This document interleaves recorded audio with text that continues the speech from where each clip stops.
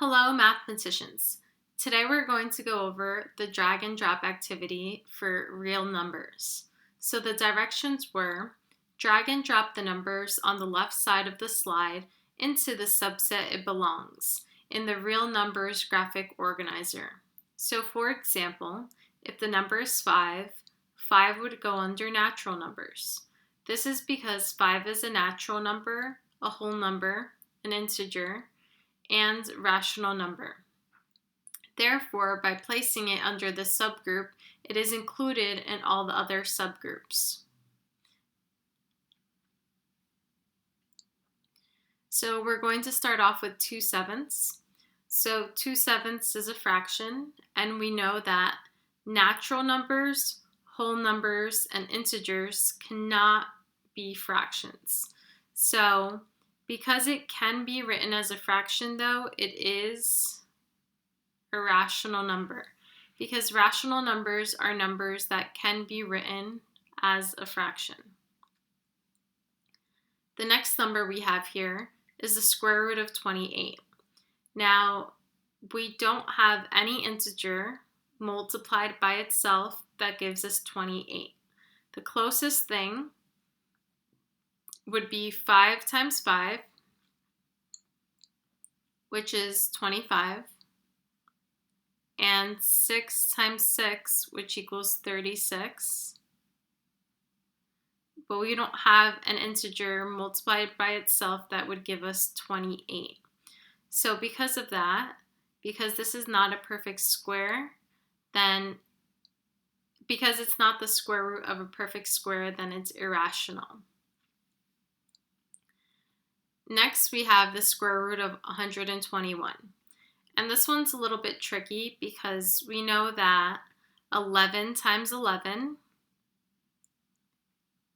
is 121, but we also know that negative 11 times negative 11 is 121. So therefore, the square root of 121 has two answers, 11 and negative 11. 11 can be natural, can be whole, and can be an integer, and it is a rational number.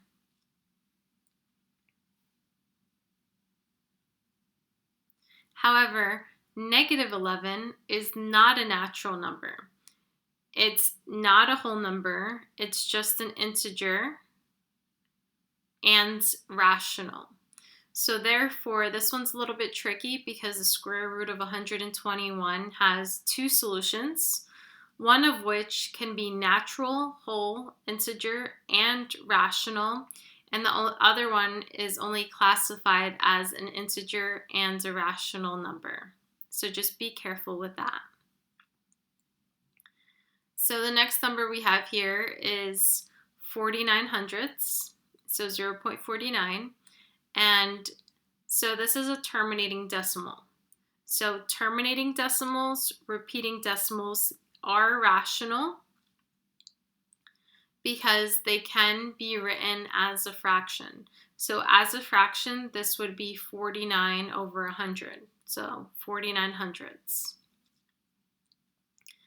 So the next number we have here is negative 3.0400400004, and so on. And even though this has a pattern, it's not a continuous repeating pattern. So therefore, because it's not a repeating decimal, it's an irrational number. The next number we have here is negative 9 6/7. So this is a mixed number, which is also a fraction. So because of that, it is rational. However, it's not an integer, it's not a whole number, and it's not natural. It's just a rational number. So the next number we have is 8. So 8 is natural, it's a whole number, it's an integer, and it's a rational number. Next, we have negative 34, and we know that natural numbers cannot be negatives, Whole numbers cannot be negative, but an integer can. And again, an integer includes positive and negative whole numbers and 0. All right, so next we have negative 5.24, and we notice that the 2 and the 4 are repeating, so this is a repeating decimal, and because it's a decimal with the same pattern over and over again, it is rational. It's not an integer, a whole, or a natural number, because remember that a natural number, a whole number, and an integer cannot have a decimal or a fraction. So they can be written as a fraction as long as it's a whole number. For example, negative 11 over 1, that's written as a fraction but simplifies to an integer.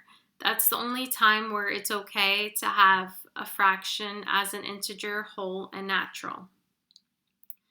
The next number we have here is pi. So pi is a decimal that keeps going on forever with no pattern, so therefore it's irrational. And then last but not least, we have 0. So we know that a natural number cannot be 0, but a whole number is all natural numbers, and it includes 0. 0 is also included in integers, and it's also a rational number. So here we still have the square root of 121, but just be mindful that we know it's equal to 11 and negative 11, therefore we included it here in our table. So when it does equal 11, it's a natural, a whole number, integer, and rational.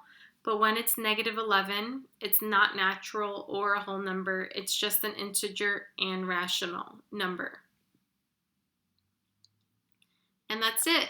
So that's how we classify our rational and irrational numbers. And within our rational numbers, that's how we classify our natural, our whole numbers, and our integers.